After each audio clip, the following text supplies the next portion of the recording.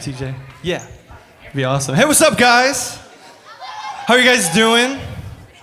Not good? Awesome. That's a great start. How are you guys doing tonight? Good. You guys having fun so far? Pastor TJ's searching for me real quick. While we wait, who's going to retreat? Who's going to retreat tomorrow? We start tomorrow. Yes, that's right. If your hand wasn't raised, it should be. You want to be there. This is not something that you're going to want to miss. Now give it up for Pastor TJ as he diligently found that table. Give it up for Pastor TJ. There it is. All right. All right. So it's awesome to be here with you guys. I would like to formally apologize to everyone that I hit with a dodgeball, especially Peyton. I'm so sorry, girl. I didn't mean to hit you in the head. It was a straight accident. My bad. It was, Toby, I promise. I wasn't doing that on purpose. But it is so awesome to be here with you guys on Neon Nite. But I want to start off tonight by asking you all a question. And I want you to be honest with me. So who in this room would describe themselves as somebody who is destructive? You know, you break things, your phone's got a cracked screen right now. Whose phone's got a cracked screen right now? Yeah, so maybe you drop some cups or drop some bowls, or you crashed your parents' car, or you do stuff like that, you know? So destruction just kind of follows you, right? Yeah, so see these cracked phones everywhere. And so for me, I am definitely that person. Destruction follows me where I go. My wife sees the forefront of it at our home, because even like last week, I was opening the blinds, and I swung it a little too hard, and I hit a lamp and just knocked it over, and it just shattered everywhere.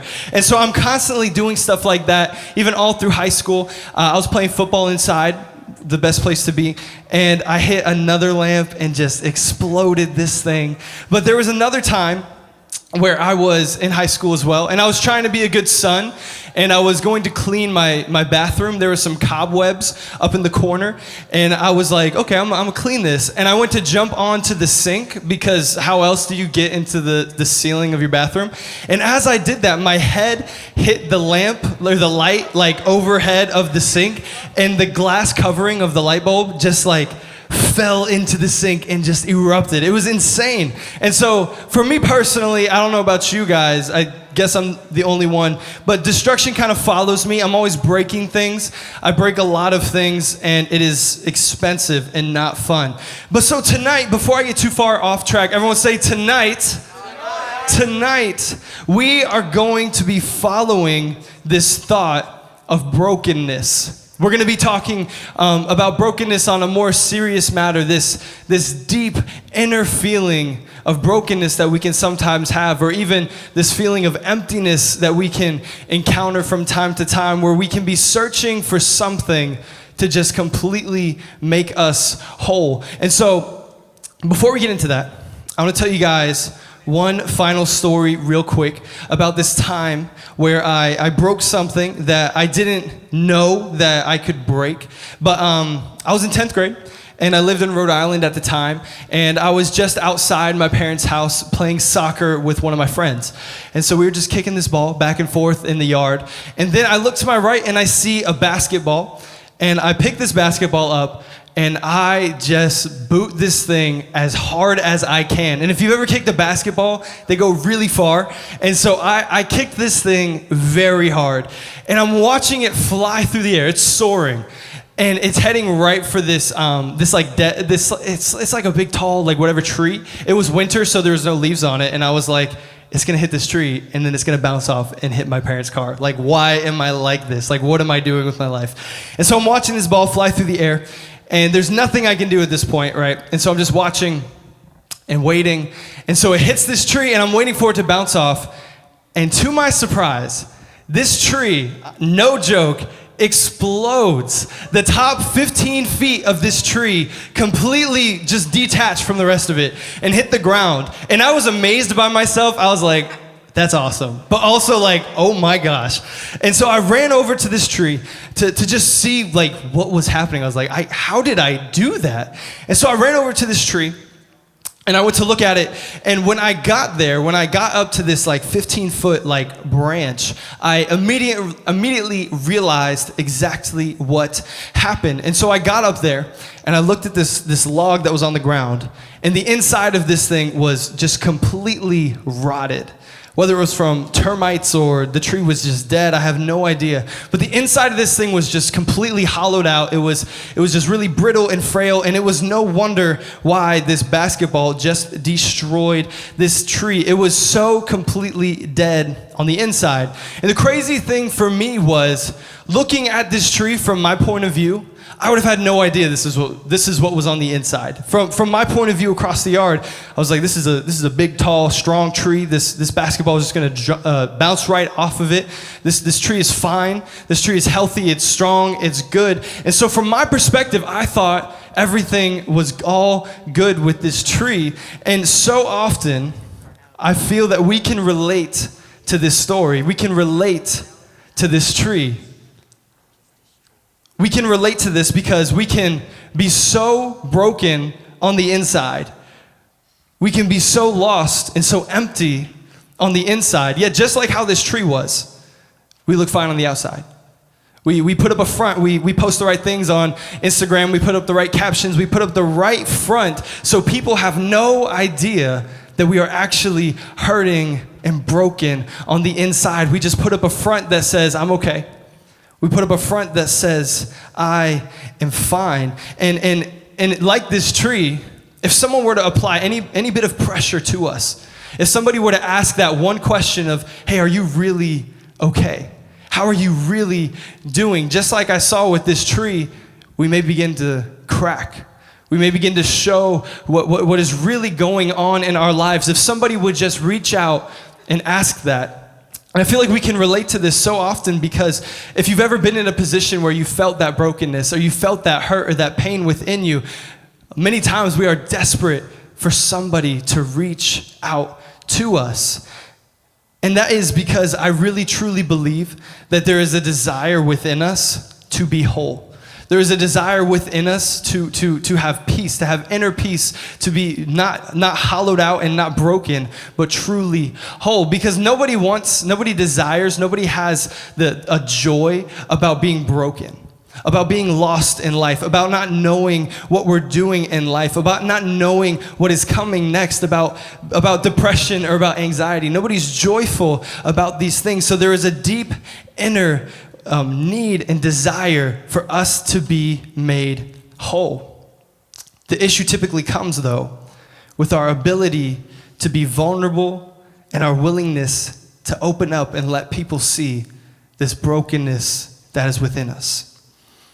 And this is mainly due to the society that we live in, because people typically accept our brokenness, but they can defer the healing process. And so what I mean by this is that currently we are in a season of justice, that there have been a lot of things that people have gone through that were wrong, whether it was racial injustices or things like sexual assaults or sexual harassments. There are a lot of things coming to light right now, and people are exposing the things that have hurt them and the things that have broke them. And there's a lot of justice that is coming, and that is amazing, and that is great that people are bringing those things to light.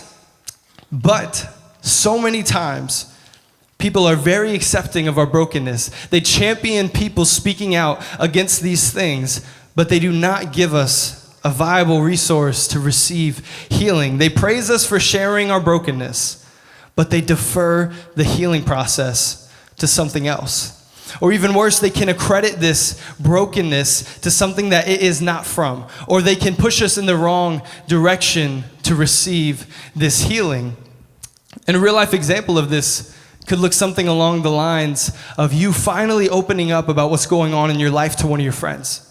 You telling them about what's going on in your house and about how your parents are arguing and possibly splitting up. You tell them about these different things that are happening in your life, and you are accepted by them.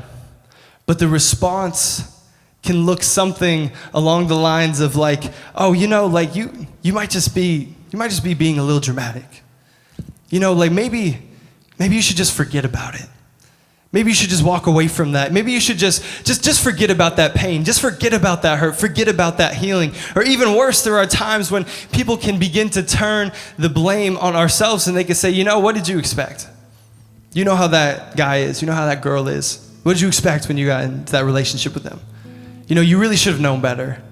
You should have known what you were getting yourself into. And so like I said, people accept the brokenness, but they defer the healing process. And I know this can sound a little off, but it is so completely true, because people so many times are not willing or not wanting to help us through this healing process, which in turn can force us to stay within that brokenness and even prevent us from opening up to someone else in the future. Because so many times in life, because of what other people have done to us or the lack of what other people have done for us, we can begin living in a state that is harboring brokenness, where we are continually broken, we are continually empty. But just like that tree story earlier, no one knows. We put up a face. We put up a front that says, yeah, no, I'm fine. No, I'm okay. We post the right pictures and we say the right things, and nobody has any idea that although we look fine on the outside, although we look healthy and although we look strong, that on the inside, we are just crying out for help. And you may be here tonight and feeling that very brokenness that I'm speaking of, that very emptiness that I'm speaking of. And the biggest question is how? How do we begin to get rid of that brokenness? How do we begin to let go of that? How do we begin to be made whole? And this is a thought that I brought up a couple weeks ago in my small group that we here at theSource that we just talked about, and I feel like it's so true. And in my experience, at times, we can be so hesitant to bring these things, our brokenness, our worries, our trust. We can be so hesitant to bring these to Jesus because we equate him to other humans that have hurt us in the past. We put Jesus on the same level as other people that have done us wrong in the past. We say, oh, if this person hurt me in the past, how is Jesus gonna be any different? Oh, if this girl did this behind my back and she broke my trust, why should I trust in Jesus if he's just gonna let me down as well? And we begin to equate Jesus with humans and put him on the same level as humans. And we've become so used to this healing process being either deferred or ignored that we just assume Jesus can't make it any different. We bottle that thing up, we bottle that hurt, that brokenness, and we put on a face. When the truth of the matter is, Jesus is the only way that we can ever be made whole. Jesus is the only way that we can be made whole. In the book of Isaiah, chapter 53, it tells us that Jesus was pierced for our transgressions. He was crushed for our iniquities. The punishment that brought us peace was on him, and by his wounds we are healed. This story is telling us that Jesus became broken so that you and I can be whole. That Jesus took on our brokenness, Jesus took on our troubles as he went to the cross, and he became broken so that you and I can live a life that is whole. That if we are willing to put our trust in Jesus, to bring our brokenness, our troubles, everything that is going wrong in our life, if we are able to bring that to Jesus, these rotten and broken things that are within us, that he will restore us back to a place of wholeness. And all we have to do is to begin to put our trust in Jesus. Another truth is that in the beginning, when we were created by God, is that we were never designed or intended to have brokenness within us.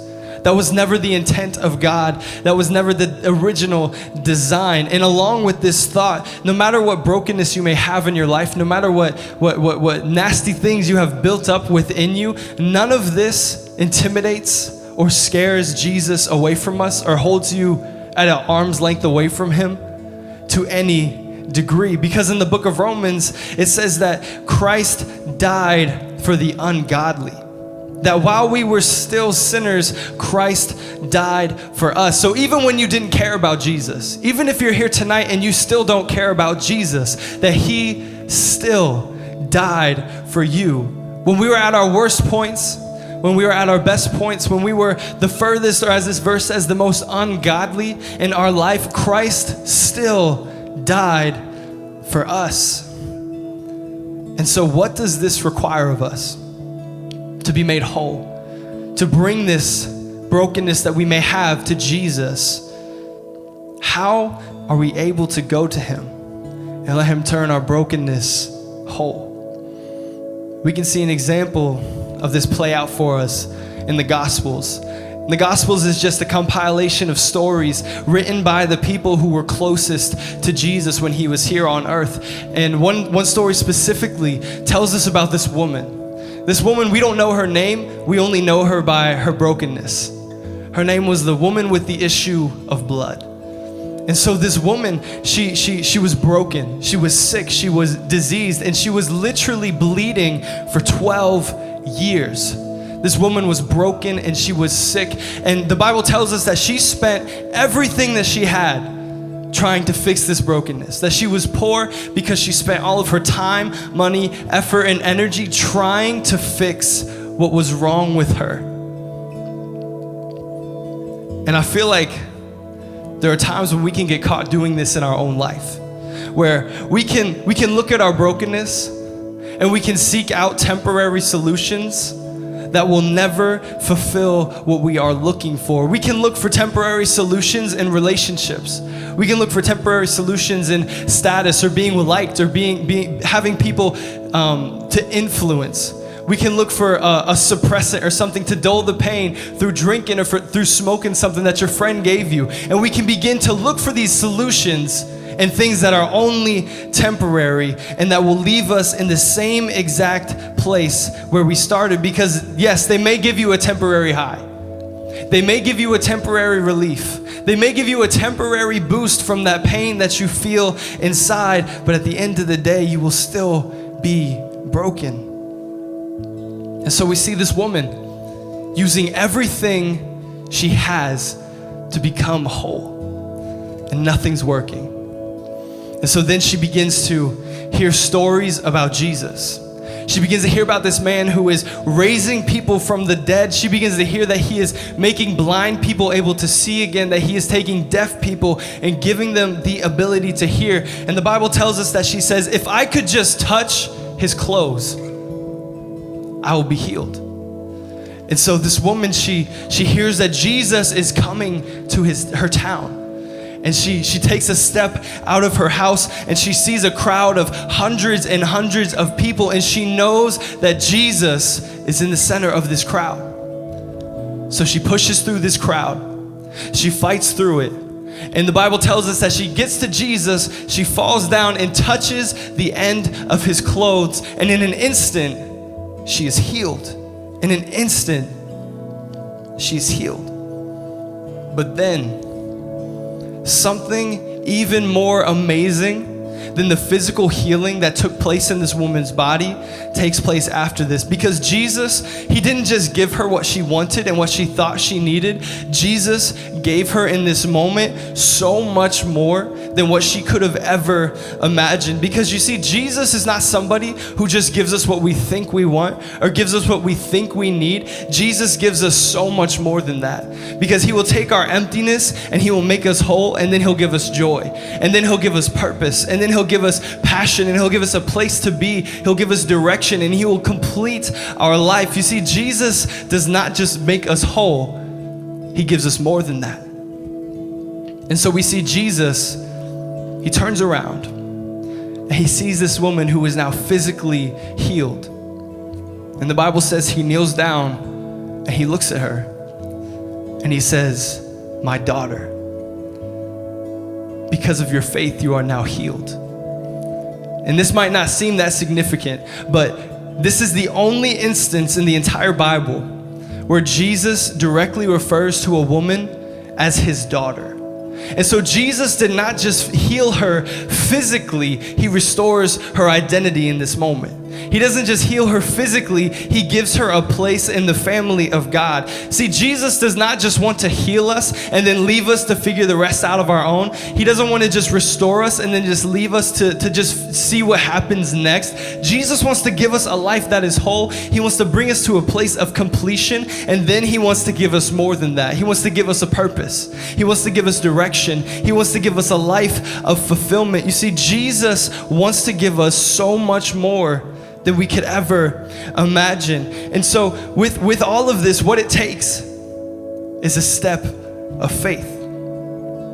we see this woman, she gained this faith and she took a step out of her home towards Jesus.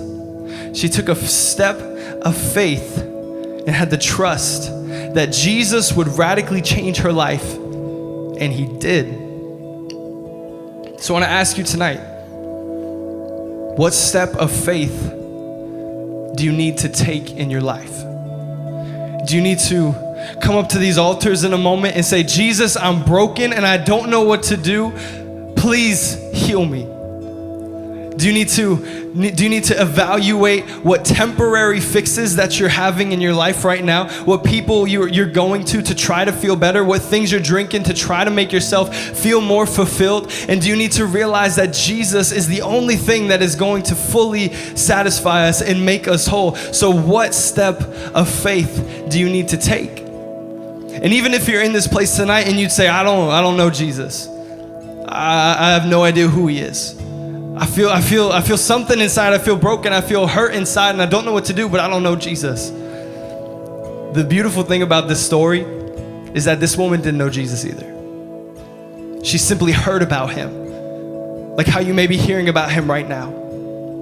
And she took a step of faith towards him, knowing that the other things in her life, the things she had spent so much time, money, and energy on, were not working. And so this was the last resort. This is what she needed to work. And so she didn't know Jesus, but she took that step of faith towards him.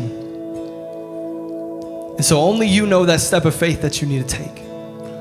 Only you know that next move that you know God is calling you to make. And I want to encourage you to not wait.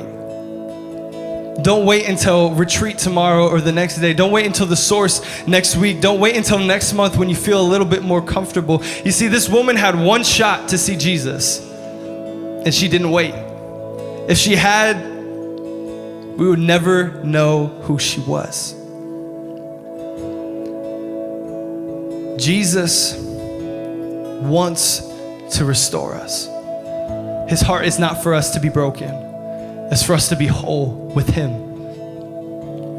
And so right now, Trevor's about to lead us in a song that simply says, God, you are so good. It says, God, you are so good. And whether you believe that in your heart tonight or not, I want you to know that God is so good. A God that sees us in our brokenness and doesn't ask for anything but our trust to bring us to a place of being whole. A God that wants to have a relationship with us and wants to give us joy, wants to take us out of our depressive states, wants to give us something to put our trust in. God is so good. He wants us to know that tonight. God wants you to know that he is able to restore your brokenness. He is able to restore your identity. He's able to be in your life and completely and radically change it. And what this requires of us is a step of faith towards him. And so right now in this moment, Trevor's leading us in this song, and I want to encourage you to stand up and take that step of faith wherever it may be for you in your life right now. So Lord Jesus, I pray that as we go into this next moment of worship, that we will not wait, Father, but that we will see an opportunity and we will take a step of faith towards you, Lord Jesus, knowing that you are the only thing that can make us whole. You are the only thing that will complete us.